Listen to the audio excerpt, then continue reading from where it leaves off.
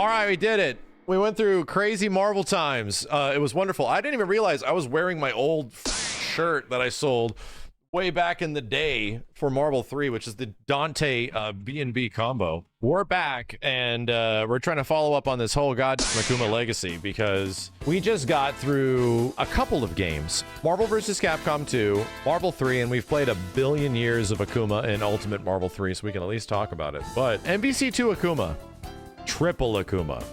This is what we did before, and in the past we did some crazy hex editing in the PS3 version of Ultimate Marvel 3 in order to get 3 Akumas on that team as well, which was fun. Triple Akuma, because you have to. Everyone gets expansion type. Everyone is an expansion type Akuma. There is no other consideration. Only expansion Akuma. We did some new stuff today. So on Triple Akumas, I wanted to learn something I had not done before. And the thing I had not done before was an actual infinite. I know Akuma and Ken have relatively easy infinite setups in MVC2. Ken's, from what I understand, is a bit easier, but Akuma's can be done fairly reliably in the corner. And yeah, Akuma with Akuma works out pretty well because he has Tatsu assist behind him, which sets up quite nicely for the corner infinite. We got quite a few loops on it, and it works well. I even got it through arcade mode a couple of times. With very little practice, you know, Akuma in MVC2 gets to set up for some pretty fun infinites and also some wild ass tiny corner stuff. There's some interesting shit that Akuma gets.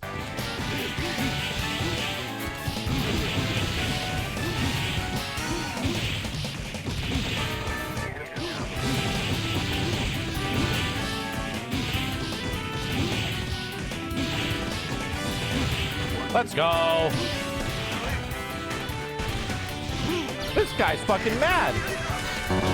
Ah! Here's the thing. The Street Fighter characters and most of the Capcom characters are sort of notoriously bad in MVC2. But I think the character with the best utility is probably Akuma. Akuma and Ken are definitely in contention with each other, but Akuma has one of the better assists in the game. Actually, one of the better lockdown assists in the game. But if you start to take his character into full consideration, he's not that great because he gets touched and dies.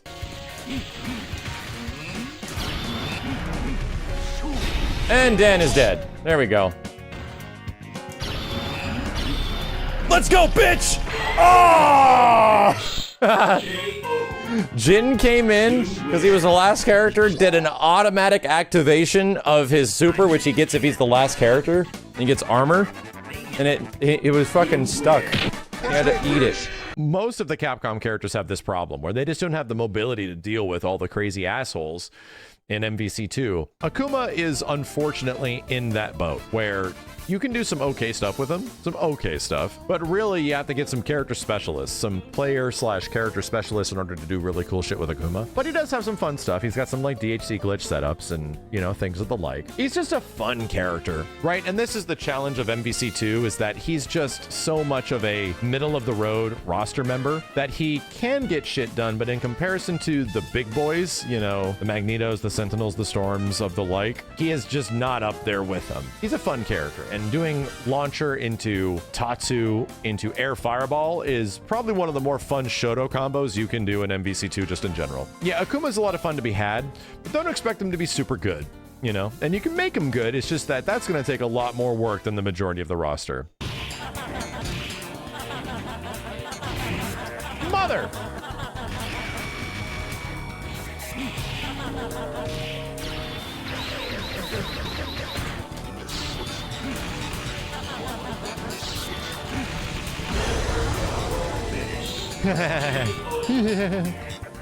If we're talking about Akuma being good in Marvel, I don't think Akuma is better in any Marvel game outside of Marvel 3 and Ultimate Marvel 3. Is he massively top tier? He's not.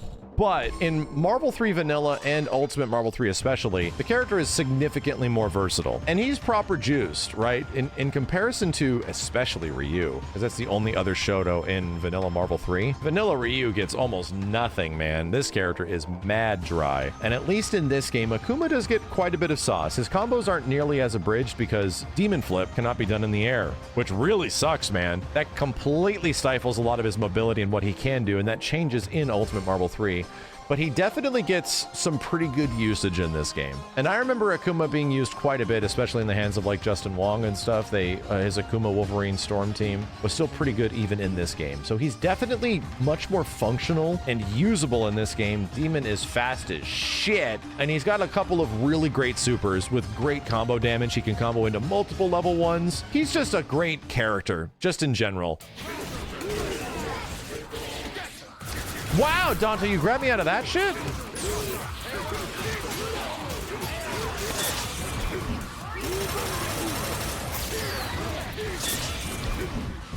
Fuck you, Iron Man, you're toast. Like most characters, that would change a lot moving into the next game for Ultimate Marvel 3, because in Ultimate Marvel 3, Air Demon Flip opens up his combo potential a ton, and also his ability just to move around the screen. We've seen Akuma do very well at the highest level, and I think it's also Justin. We can go back to like Evo, maybe it's 2014, when he had his big Evo win. And there's some definite potential and possibility with the character just in general. He's very good. He's a lot better than Ryu is. I argue he's even better than Ryu in terms of like Ultimate Marvel 3. Ryu gets almost even worse in several ways. But you know, one of the better lockdown assists in the game, some of the better like special moves and aerial combat, some of the better supers just in general. Akuma's got really good screen clearing supers. You have to respect this character at all times because of how goddamn big his beam supers are, man. They really pave the way, and if you got people that are calling assists willy-nilly, Akuma can literally just jump up and beam your ass. Not to mention, if you pop X Factor on this bitch,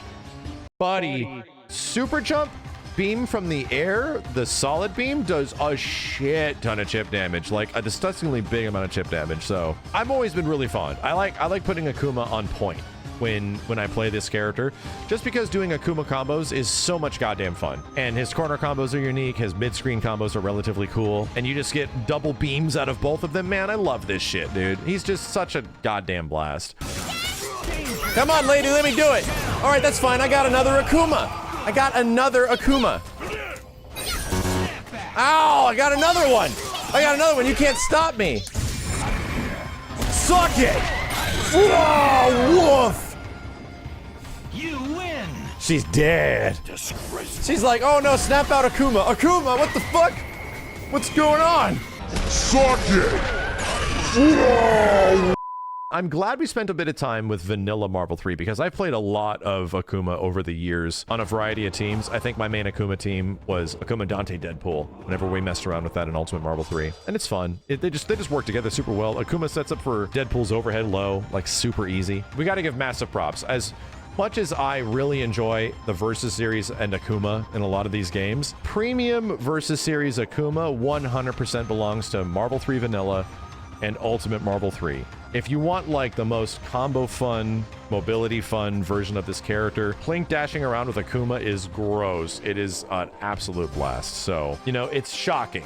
It's just shocking that MVC2 Akuma is a lot of fun and that Marvel 3 is even more fun. I'm shocked that Marvel vs. Capcom 3 is one of the most fun fighting games of all time.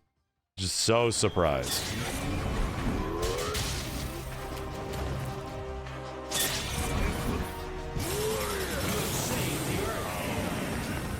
Good for me. I now must squash you like the bug that you are. No, you're dead. You're fine. Cool background.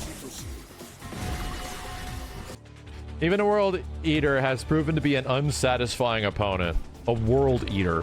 There is no one. I have no rivals here.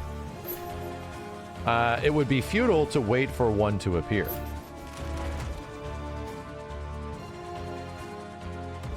Constraints of this world are no longer a concern to me. I will go to the fight instead of waiting for it.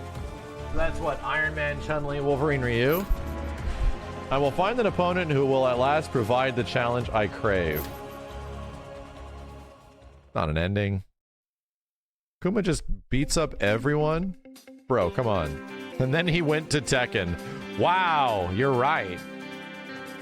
Dang. You're actually right.